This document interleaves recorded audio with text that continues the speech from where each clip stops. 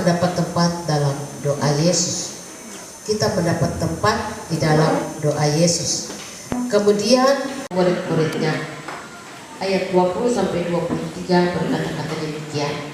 Dan bukan untuk mereka ini saja aku berdoa, tetapi juga untuk orang-orang yang percaya kepadaku oleh pemberitaan mereka, supaya mereka semua menjadi satu, sama seperti Engkau ya Bapa di dalam aku dan aku di dalam Engkau, agar mereka juga di dalam kita, supaya dunia percaya bahwa Engkaulah yang telah mengutus aku, dan aku telah memberikan kepada mereka kemuliaan yang Engkau berikan kepadaku, supaya mereka menjadi satu, sama seperti kita adalah satu.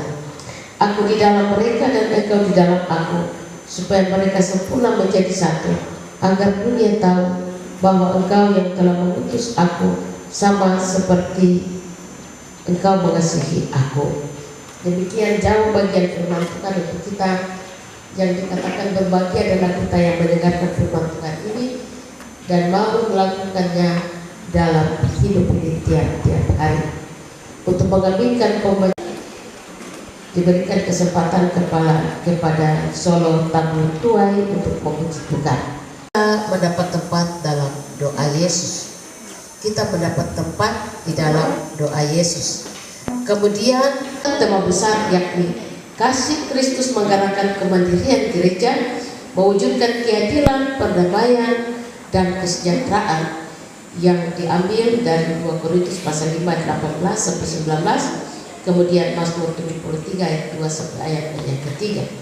Lalu subtema melalui perayaan kita di hari ini yaitu melalui 67 tahun GKI di tanah Papua, kita terus membangun kesehatian, mewujudkan pembaharuan secara holistik atau umum menuju GKI yang mandiri dan misioner.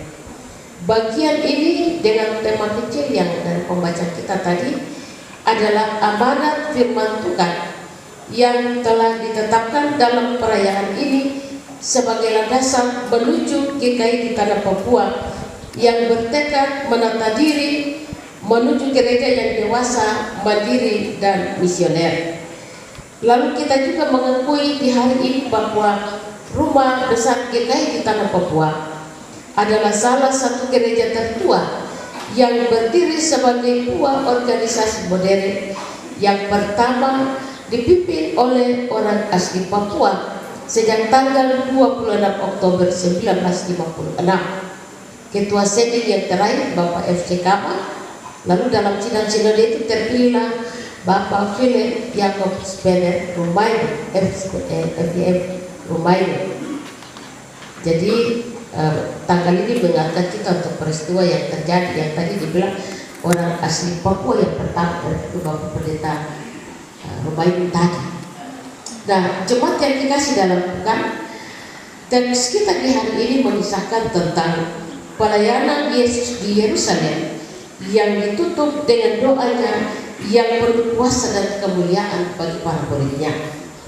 Doa Yesus bagi para muridnya adalah untuk yang pertama supaya memelihara persaudaraan di tengah-tengah kehidupan mereka. Doa Yesus ini bukan hanya untuk para pengikut yang dari awal tahunnya. Bagian ini ada di dalam ayat 20 bagian B. Nah, Yesus mengetahui dari awal bahwa salib bukan akhir dari misi keselamatan. Tatkala dia ditinggikan dari bumi, dia akan menarik banyak orang kepadanya, sama seperti para pengikutnya yang ulang-ulang. Lalu yang kedua yaitu memberi penguatan untuk tetap tahan terhadap keterpisahan. Kesatuan seperti apakah yang dirindukan oleh Tuhan murid-muridnya? Ayat 20 sampai 23 berkata-kata demikian. Dan bukan untuk mereka ini saja aku berdoa, tetapi juga untuk orang-orang yang percaya kepadaku oleh pemberitaan mereka, supaya mereka semua menjadi satu, sama seperti Engkau ya Bapa di dalam aku dan aku di dalam Engkau, agar mereka juga di dalam kita, supaya dunia percaya bahwa Engkaulah yang telah mengutus aku, dan aku telah memberikan kepada mereka kemuliaan yang Engkau berikan kepadaku, supaya mereka menjadi satu, sama seperti kita adalah satu. Aku di dalam mereka dan engkau di dalam aku, supaya mereka sempurna menjadi satu, agar dunia tahu bahwa engkau yang telah mengutus aku sama seperti engkau mengasihi aku. Demikian jauh bagian firman Tuhan untuk kita. Yang dikatakan berbahagia adalah kita yang mendengarkan firman Tuhan ini dan mau melakukannya dalam hidup ini tiap-tiap hari. Untuk mengambilkan pembacaan tema besar, yakni kasih Kristus menggerakkan kemandirian gereja, mewujudkan keadilan, perdamaian, dan kesejahteraan, yang diambil dari 2 Korintus pasal 5 ayat 18 sampai 19, kemudian Mazmur 73 ayat 2 sampai ayat yang ketiga.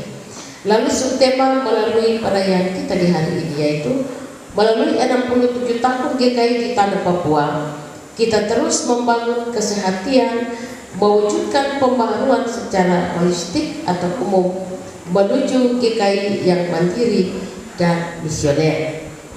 Bagian ini dengan tema kecil yang dari pembacaan kita tadi adalah amanat firman Tuhan yang telah ditetapkan dalam perayaan ini sebagai landasan menuju GKI di tanah Papua yang bertekad menata diri menuju gereja yang dewasa, mandiri, dan misioner. Lalu kita juga mengakui di hari ini bahwa Rumah Besar GKI di tanah Papua adalah salah satu gereja tertua yang berdiri sebagai buah organisasi modern yang pertama dipimpin oleh orang asli Papua sejak tanggal 26 Oktober 1956. Ketua Seding yang terakhir Bapak F.C. Kama. Lalu dalam sidang sinode itu terpilihlah Bapak Philip Jacob Spener Rumaino, FVF Rumaino. Jadi tanggal ini mengangkat kita untuk peristiwa yang terjadi yang tadi dibilang orang asli Papua yang pertama, itu Bapak Pendeta Rumaino tadi. Nah, jemaat yang dikasih dalam Tuhan, teks kita di hari ini mengisahkan tentang pelayanan Yesus di Yerusalem yang ditutup dengan doanya yang penuh kuasa dan kemuliaan bagi para muridnya.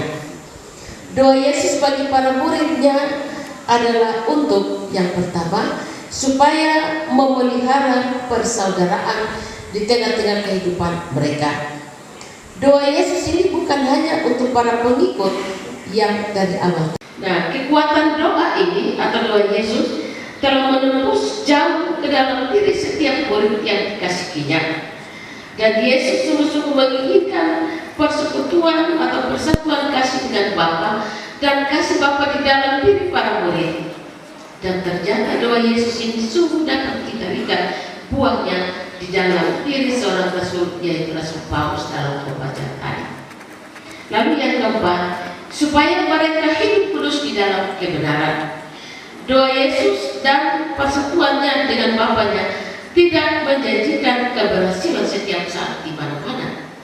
Justru doa Yesus itu menjamin bahwa di dalam keadaan apa saja, sukses ataupun gagal, orang tetap beriman dan mempunyai kekuatan doa. Dan doa Yesus ini mampu membangkitkan untuk tetap tabah di kala jatuh, ketika ada dalam kesepian, ketika mengalami penolakan.